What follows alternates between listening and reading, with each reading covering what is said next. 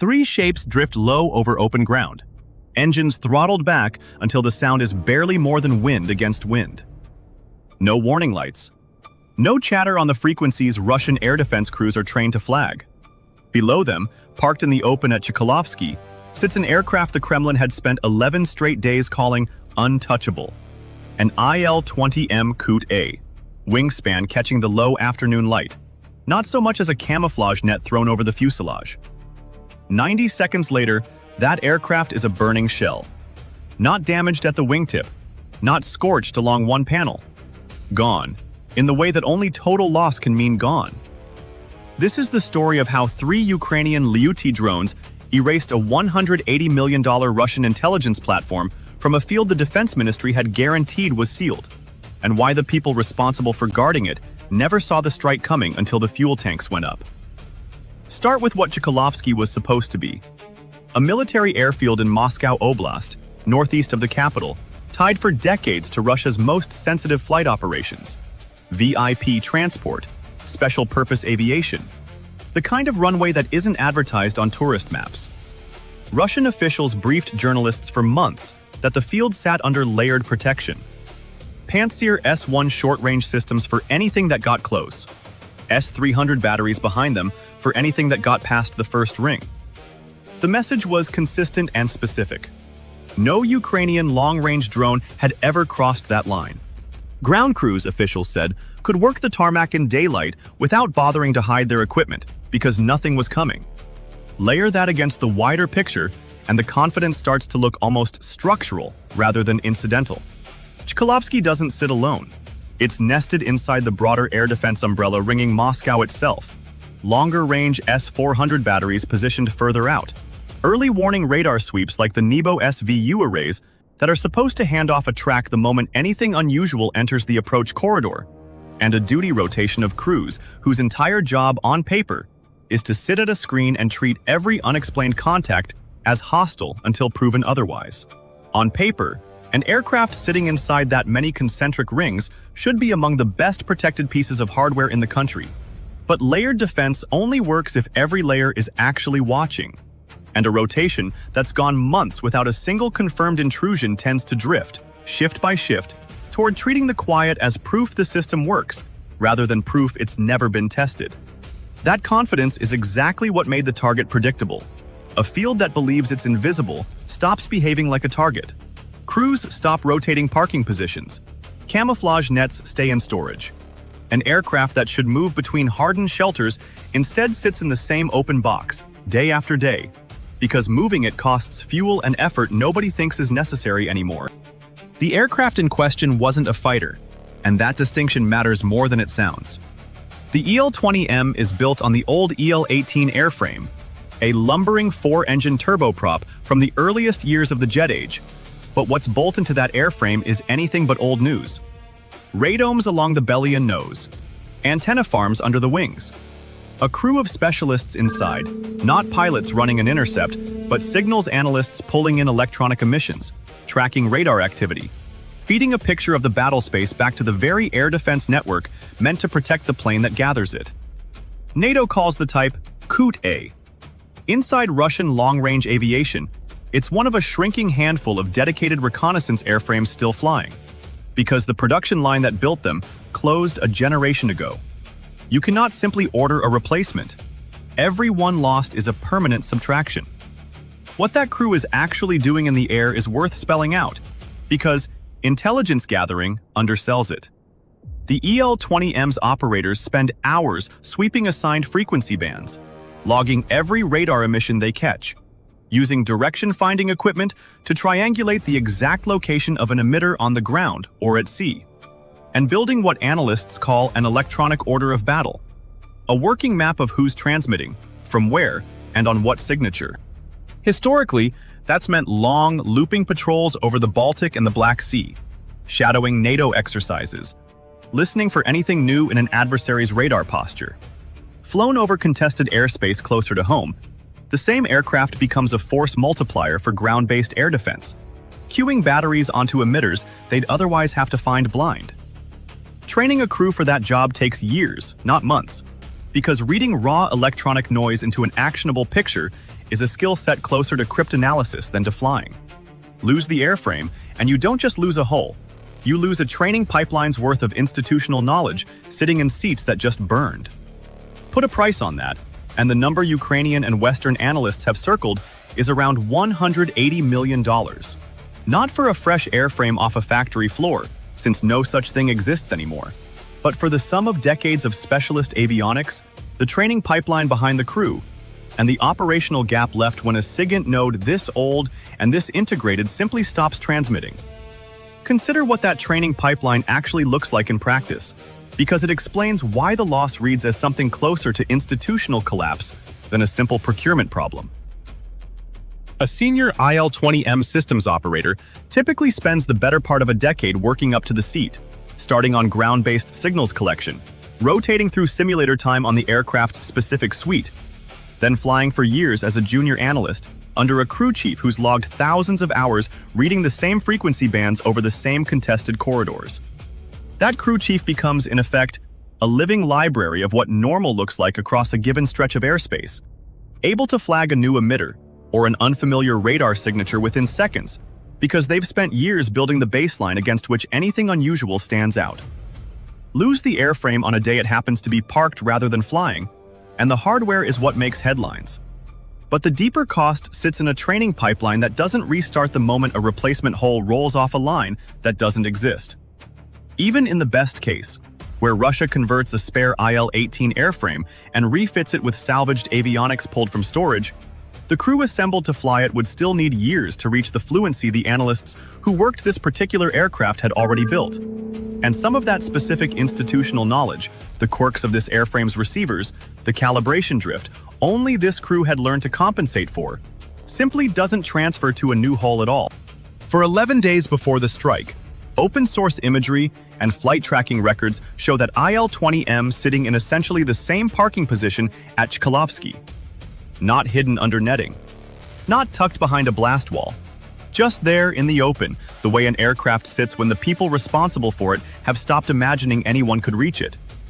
I spent a long stretch going through the available satellite passes and open flight tracking logs for this one, and a single detail kept nagging at me. It wasn't the 11 days themselves, it was how ordinary they looked. No extra security cordon, no sudden dispersal order, just a routine field, doing routine things, convinced the routine was safe. Behind that reconstruction sits a community of people most viewers never think about. Open-source analysts who spend their evenings scrolling through commercial satellite tiles, cross-referencing timestamps, and building the kind of pattern-of-life picture that used to require a national intelligence agency's budget. For Chkalovsky, that meant pulling every available pass from providers like Planet Labs and Sentinel-2, lining them up chronologically, and checking whether the same aircraft-shaped shadow fell in the same spot on the tarmac each time. It meant cross-referencing nearby civilian ADS-B flight tracks to timestamp low-resolution frames that didn't come with reliable metadata of their own, since a passenger jet's transponder ping at a known altitude and heading can pin down almost to the minute when a given satellite pass was captured. It meant comparing taxiway paint markings and drainage grate positions frame to frame, because those details don't move. And if the aircraft's silhouette lines up against the same fixed points on day 1 and day 11, you've confirmed it never left. It also meant logging the smaller, easily overlooked signs of a static routine. The same fuel bowser parked at the same angle beside the wing on 3 separate passes, a maintenance stand left in place rather than stowed between shifts, tire marks on the tarmac that never shifted position enough to suggest the aircraft had so much as been taxied for an engine run. None of that work makes for dramatic footage. It's someone at a laptop zooming in one more time, checking one more angle, refusing to publish a claim until 2 independent sets of eyes have looked at the same imagery and reached the same conclusion. That patience is what turned a hunch about a stationary aircraft into a confirmed 11-day pattern solid enough to plan a strike around. That's the shape of the mystery this video works through. How does a strike team route 3 drones past a layered air defense envelope that Russian officials swore had never been beaten? What does the 11-day pattern actually reveal about how the target was chosen? And when Moscow's first public explanation turned out not to match what commercial satellites recorded, What did that gap end up costing the people who signed off on it? Understanding any of that means understanding what the Il-20M actually does. Because losing one isn't like losing a transport plane, and it isn't like losing a fighter either. Signals intelligence aircraft exist to be the ears nobody else has. A ground radar station sees a slice of sky from a fixed point. A satellite passes overhead on a schedule anyone with patience can predict. An aircraft like the Il-20M moves, loiters, and listens continuously, vacuuming up radio and radar emissions across a huge stretch of contested airspace, and turning that raw noise into a picture commanders can act on. Along Russia's western and northern approaches, that picture feeds directly into how air defense batteries decide what's a threat and what isn't. Take the aircraft away, and you don't just lose a hull. You degrade the very system that's supposed to warn everyone else what's coming. That's the strategic logic sitting underneath this strike. And it's worth sitting with for a second, because it flips the usual math of an airstrike. Destroy a tank, and the enemy still sees you coming next time. Destroy the eyes and ears that make seeing possible, and for a while, they don't. Ukraine's long-range strike program built the tool for exactly this kind of target. The Lyutyi, the name translates roughly to fierce, is a propeller-driven long-range strike drone that has become one of the signature weapons of Ukraine's deep strike campaign against targets far behind the front line. It isn't fast. It isn't stealthy in the way a cruise missile is stealthy. What it has is range, a low radar cross-section, and the ability to fly a route planned around exactly where a defender's attention isn't.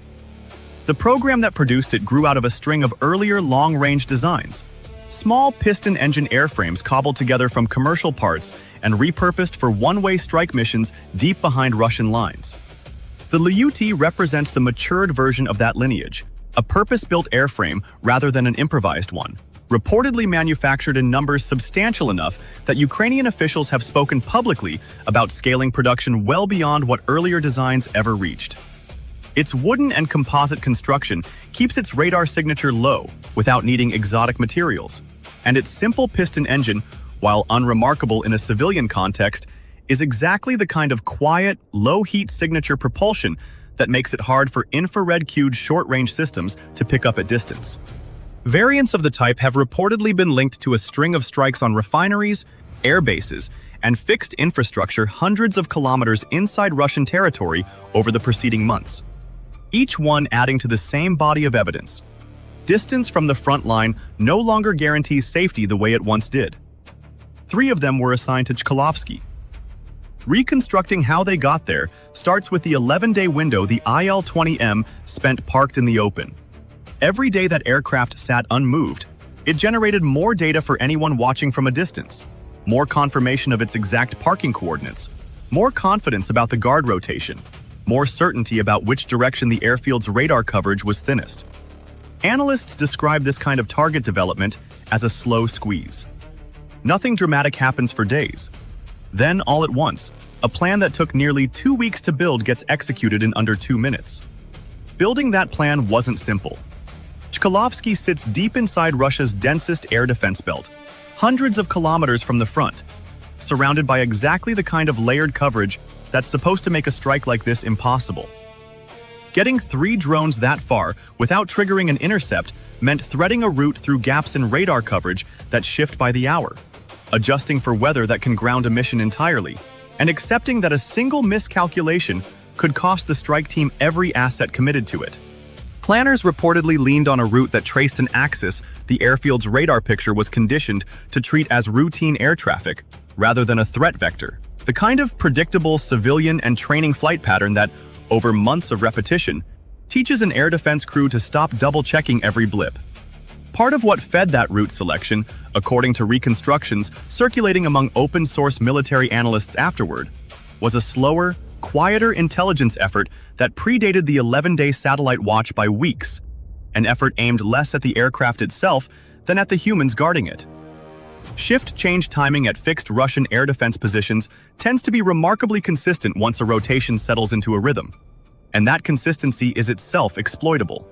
Radio discipline loosens in the minutes around a handover, chatter increases as an outgoing crew briefs an incoming one, and a system that's supposed to maintain continuous coverage experiences a brief, human-shaped gap while responsibility physically changes hands. Building a picture of exactly when those handovers happened at Chkalovsky's pantsir positions, whether from patterns in intercepted low-level communications, from the same kind of patient satellite observation used on the aircraft itself, or from other sources that haven't been publicly confirmed, would have let planners choose not just a route around the radar's blind spots, but a window when the humans watching those radars were least likely to be watching closely. Picture the planning cell itself for a moment, because the popular image of a drone strike, a single operator with a joystick, misses almost everything that actually goes into a mission this deep. A target development team spends days building the pattern-of-life picture from imagery before a single route is drawn.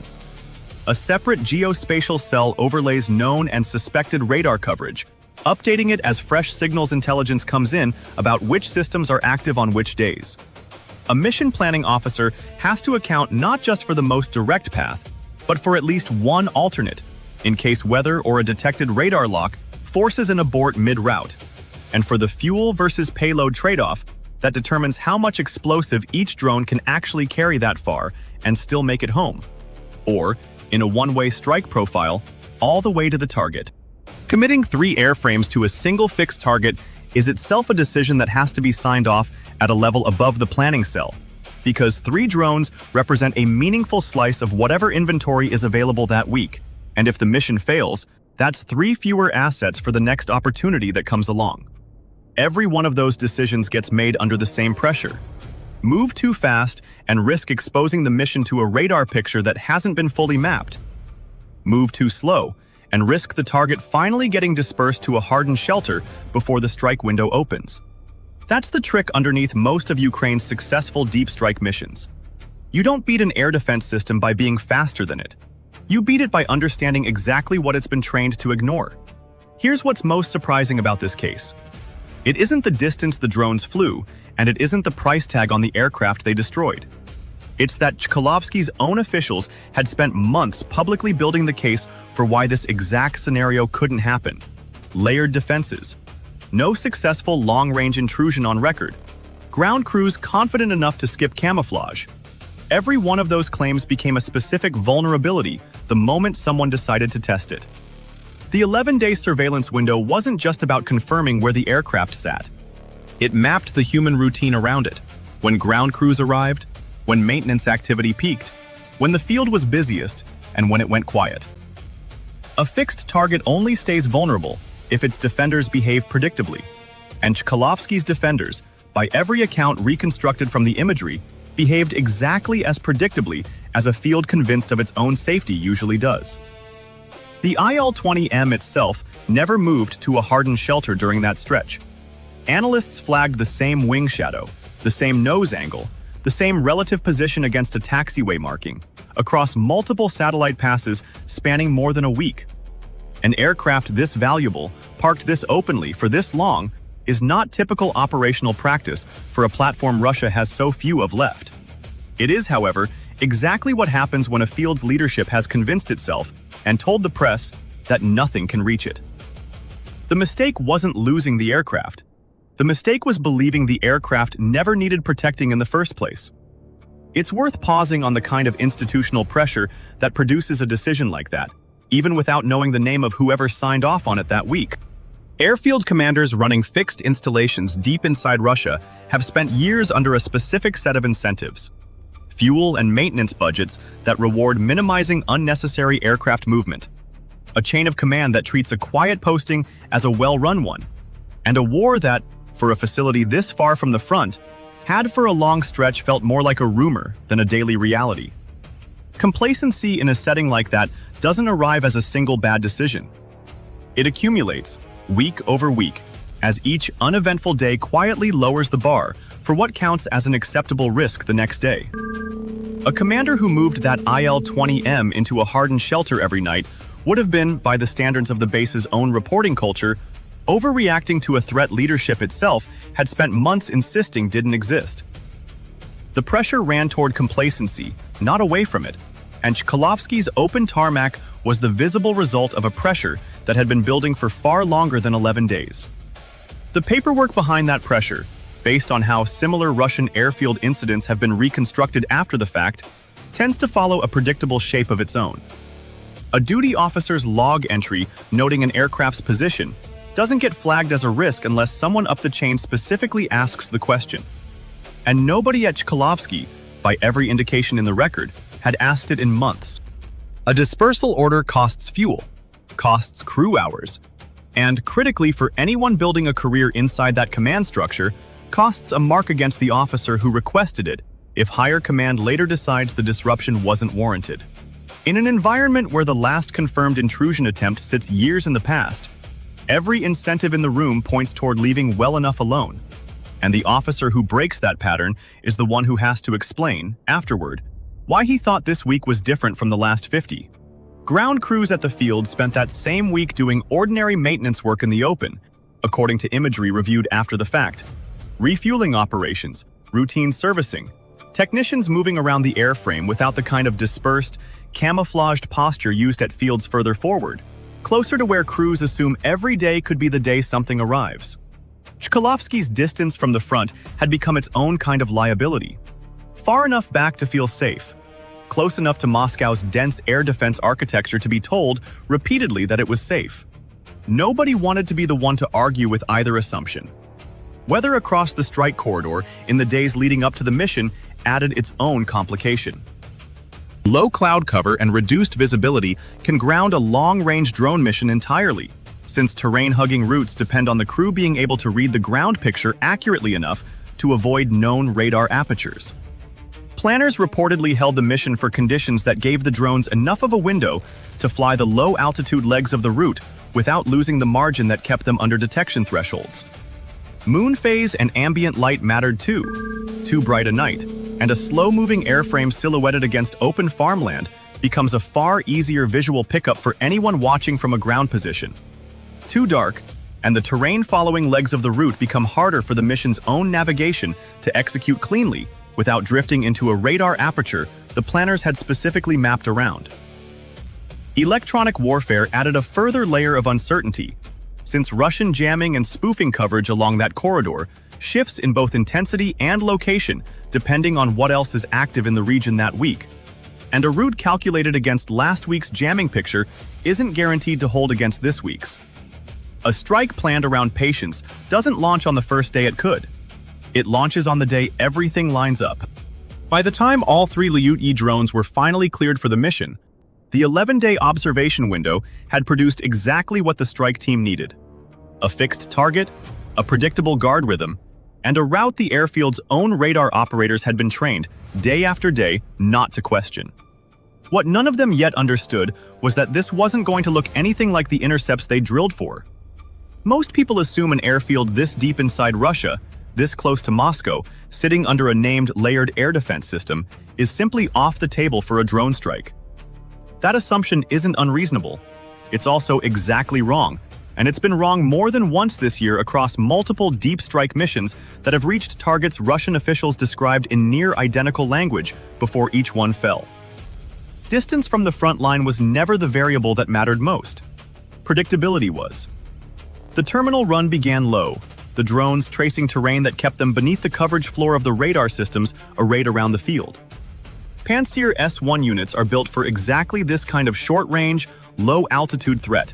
Fast reaction, short engagement window, effective against a target the operator actually sees coming. S-300 batteries sit further back, oriented toward higher altitude, longer-range threats, the kind of profile a cruise missile or a manned aircraft presents. 3 slow, low, radar-quiet drones, approaching from a direction the system had learned to treat as background traffic, don't fit cleanly into either picture. And a system built to catch one kind of threat can miss an entirely different one flown straight through the seam between them. The physics of that mismatch is worth spelling out, because it explains why layered defense on a briefing slide doesn't automatically translate into a defended sky. A radar cross-section built from wood, composite panels, and a small piston engine reflects a fraction of the signal that a metal-skinned jet or a large cruise missile does, which means an engagement radar tuned to reliably paint fast, higher signature threats at range can miss a Lyutyi entirely until it's uncomfortably close. Pantsir crews train constantly against fast, high signature profiles because that's the threat their doctrine assumes is most likely to appear. A jet, a helicopter, a cruise missile inbound at speed. A target moving at a fraction of that velocity, hugging terrain, and presenting almost nothing to reflect doesn't trip the same instincts, doesn't generate the same urgency on a screen, and in more than one recorded instance across this war, has simply been misclassified as clutter or dismissed as a false return before anyone thought to double-check it. Some of the same low-cost countermeasures that make a Lyutyi hard to build a reliable engagement solution against: its slow closing speed, its low, terrain-hugging flight profile, the sheer ordinariness of its radar return next to a flock of birds or a gust of ground clutter, are the very features that would make it a poor choice against a defended target expecting a fast attack. Against a target expecting nothing at all, those same features are close to ideal. Even with the route mapped and the weather cooperating, there was no guarantee the strike would work. A single Pantsir crew paying closer attention than usual, a single radar operator flagging an anomaly instead of dismissing it, and the entire 11-day investment collapses in the last 90 seconds.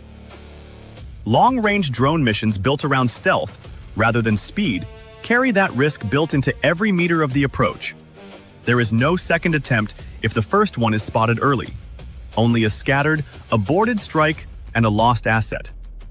The margin the planners were counting on wasn't overwhelming force. It was the accumulated complacency of 11 quiet days. And complacency, unlike a missile battery, doesn't reset itself the moment something goes wrong. There's a detail in the aftermath reporting that stuck with me more than almost anything else in this story. Ground personnel at the field reportedly had only seconds of warning before the first impact. Not because the drones were fast, but because nothing in the airfield's detection chain treated them as worth flagging until they were already in their terminal dive. Here's the part that doesn't make sense on the surface. An airfield ringed by two named, layered air defense systems, sitting inside one of the most heavily defended regions of the country, took no visible defensive action against three slow-moving drones until it was too late to matter. On paper, that shouldn't be possible.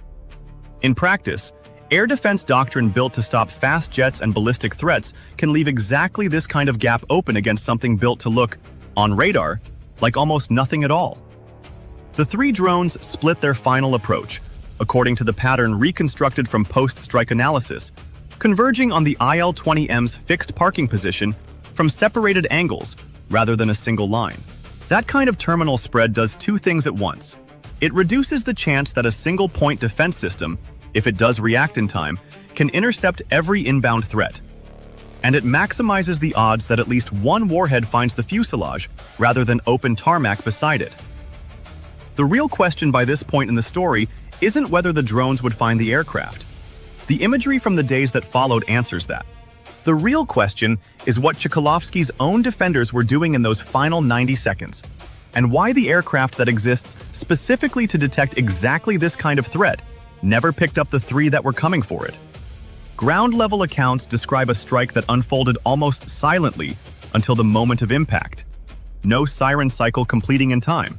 No visible intercept attempt from the Pantsir positions reportedly stationed nearby. The first indication anyone on the ground had, according to reconstructions built from available imagery and reporting, was the sound of the warheads detonating against the airframe itself. Fuel remaining in the Il-20M's tanks did what aviation fuel always does once it ignites in the open. The fire didn't stay contained to the point of impact. It spread along the fuselage fast enough that any equipment inside the aircraft not destroyed by the initial detonation was consumed by the burn that followed. Specialist SIGINT avionics, the kind built and calibrated for a platform this specific, don't survive a fire like that. There's no salvage operation that recovers meaningful capability from melted electronics. In the hours after the fire was brought under control, what was left for anyone on the ground to process was less an aircraft than an outline. A scorched skeleton of airframe ribs and undercarriage, the radomes that had once housed the aircraft's most sensitive equipment, reduced to slag, fused into the surrounding tarmac. Any formal damage assessment conducted at the site would have had almost nothing to work with beyond confirming total loss, since the specific value of an SIGINT platform lives in components, receivers, processors, calibration data, that don't survive contact with a sustained fuel fire in any recoverable form. That's a meaningfully different kind of loss than a damaged wing or a cracked fuselage a maintenance crew could plausibly assess and repair. There is nothing here to inspect for salvageable parts, no partial recovery to write into a report. Whatever forensic accounting Russian investigators eventually filed on this strike, the physical evidence available to them would have supported exactly one conclusion: total, unrecoverable loss, confirmed within the first walk around the wreckage. Here's the take that'll probably draw some pushback, but it needs saying. Every official who stood in front of a camera and described Chkalovsky as sealed, who told journalists no long-range drone had ever crossed that line, made this strike more effective the moment it succeeded, not less. Public overconfidence from the people responsible for an asset's protection isn't a minor communications misstep. It's a target acquisition gift, and in this case, it appears to have been treated as exactly that. What's your read on that? Does the responsibility for a loss like this sit with the crews who left an irreplaceable aircraft sitting unhidden for 11 straight days? Or with the officials further up the chain who spent months publicly guaranteeing a field that couldn't actually deliver on the promise? It's worth sitting with, because the answer probably shapes whether anything about Chkalovsky's posture changes going forward, or whether the next fixed asset gets the same treatment the Il-20M got. Smoke from the burn scar was visible in commercial satellite passes within roughly a day of the strike, well before Russian officials offered any public account of what had happened. That timeline matters because it created a gap between what satellites over Moscow Oblast were already showing and what state media was telling the Russian public. And that gap didn't stay closed for long.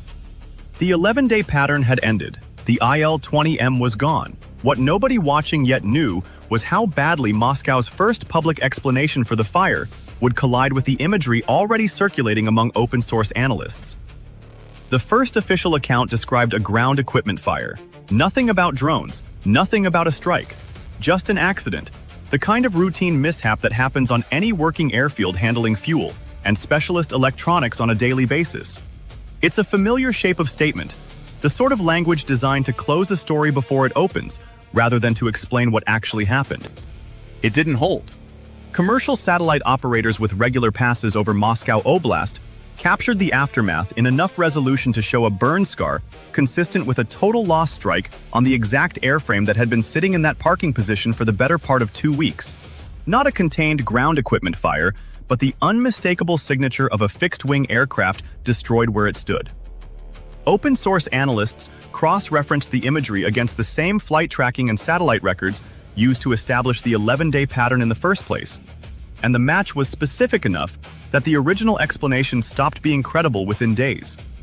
Verifying that match wasn't instant, and it wasn't easy. Commercial satellite coverage over a specific military airfield isn't continuous. Passes happen on a schedule. Weather can obscure a pass entirely, and the imagery available in the immediate aftermath was limited to what happened to be captured before cloud cover or scheduling gaps closed the window. Analysts had to work with a handful of frames, cross-referencing shadow angles, taxiway markings, and the aircraft's last confirmed position to build a case solid enough to contradict an official state explanation. It came together the same way the original targeting picture did, patiently, frame by frame, until the pattern was unambiguous. The specific verification techniques are worth naming, because they're the same toolkit that's turned open-source analysis into a genuine check on state messaging over the course of this war.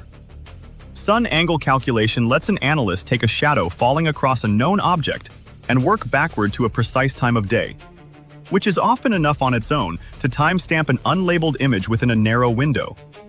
Comparing a pre-strike and post-strike frame pixel by pixel highlights exactly what changed and what didn't.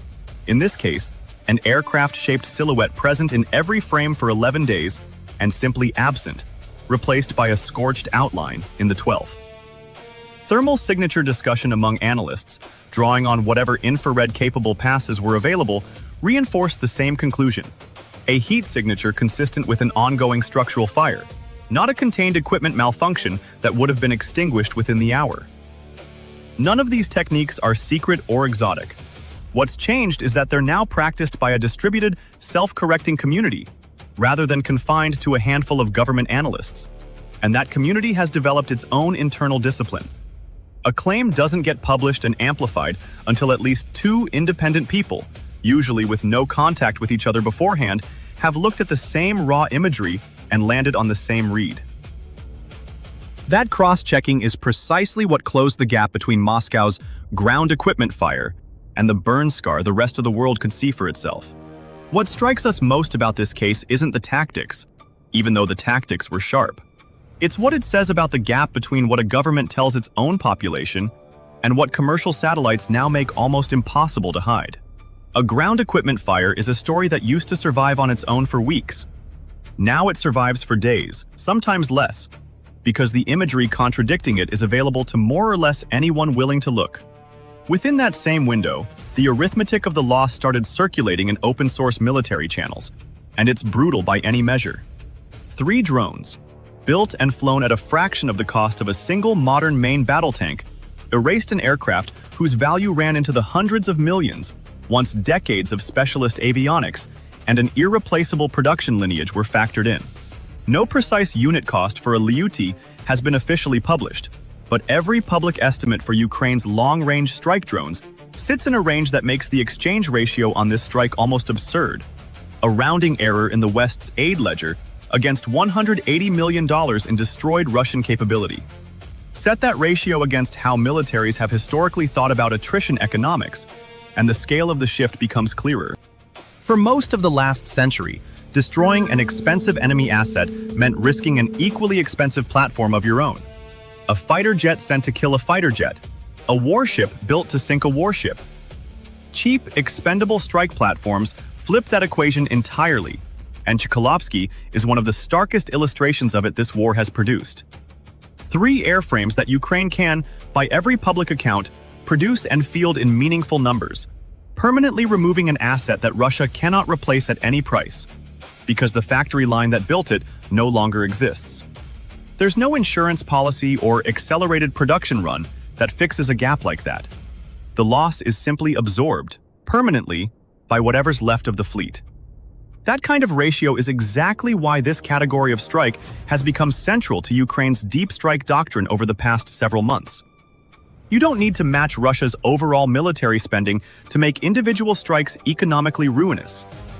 You need to find the fixed, expensive, hard-to-replace nodes and reach them reliably.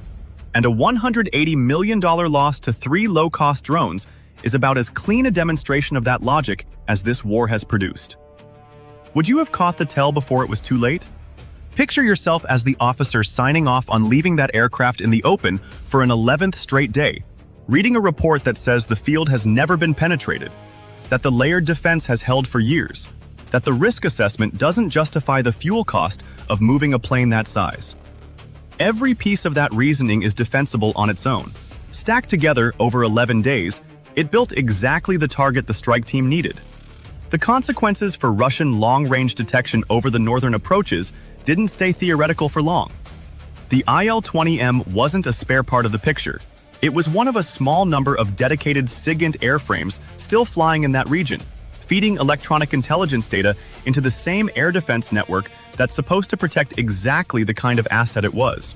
Remove it, and every battery that relied on its feed loses a slice of situational awareness it can't simply route around, because there's no equivalent platform sitting in reserve, and no factory building a new one. That's the part of this story that outlasts the burn scar.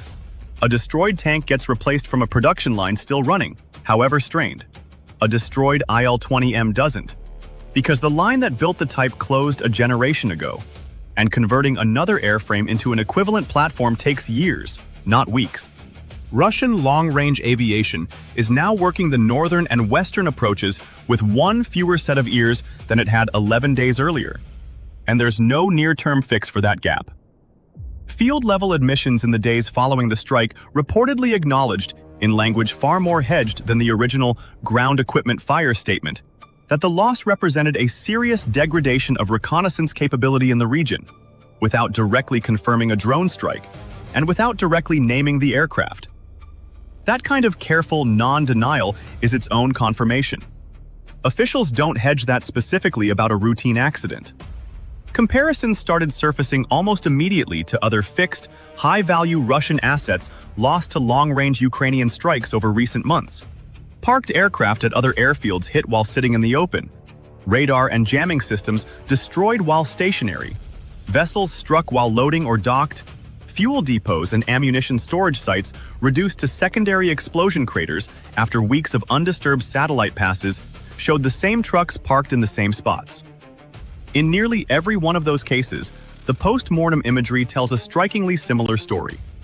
A target that had every opportunity to disperse, camouflage, or relocate, and simply didn't, because nobody responsible for it believed the threat was credible enough to justify the disruption. The pattern across nearly all of them is the same one Chkalovsky fits into perfectly. A high-value, difficult-to-replace target left stationary and unhidden for long enough that patient observation turned it into a guaranteed hit, rather than a probabilistic one. We keep coming back to this pattern across the Deep Strike campaign, and it's worth naming directly. The most expensive Russian losses of the past several months haven't come from platforms caught mid-mission or moving unpredictably. They've come from fixed assets sitting still, protected on paper by air defense systems that were never actually tested against the specific threat that eventually arrived. Chkalovsky is simply the clearest, most recent version of a lesson that keeps getting relearned the hard way. For the strike planners on the Ukrainian side, the value of this mission goes beyond one destroyed airframe. It's proof of concept for a targeting method that scales. 11 days of patient observation, a route built around a known blind spot in the defender's assumptions, and a terminal approach spread wide enough to overwhelm whatever reaction time the defenses actually had. None of that requires new technology. It requires patience, discipline, and a target willing to sit still long enough to be studied. There's a piece of the imagery timeline we couldn't fully verify for this video, a claim circulating in some open-source channels about exactly how many additional Pantsir or radar assets were repositioned at Chkalovsky in the weeks after the strike. If you've seen sourcing on that, drop it in the comments, because it would round out the aftermath picture nicely. The wider lesson Russian air defense planners are reportedly grappling with now isn't about Chkalovsky specifically, it's about every field like it. Fixed, valuable, geographically distant from the front line, and quietly convinced that distance itself is a form of protection. This strike argued otherwise, in the most expensive way possible. Whether that argument changes standing procedure at other fields, or whether the next irreplaceable aircraft ends up sitting in the open for its own 11-day window, is the question this entire Deep Strike campaign keeps circling back to, one fixed target at a time. What started as 3 drones crossing a line Russian officials swore had never been crossed, ended as a $180 million intelligence platform reduced to a burn scar visible from orbit, a state media statement that didn't survive contact with commercial satellite imagery, and a permanent gap in Russia's northern reconnaissance picture that no factory can quietly fill back in. 11 days of confidence, undone in under 2 minutes. If this breakdown of how a fixed, defended target gets reduced to a burn scar is the kind of reconstruction you want more of, subscribe, because this channel tracks these strikes as the imagery and reporting come in, not after the story's gone cold. Drop a comment with which airfield or fixed asset you want reconstructed next.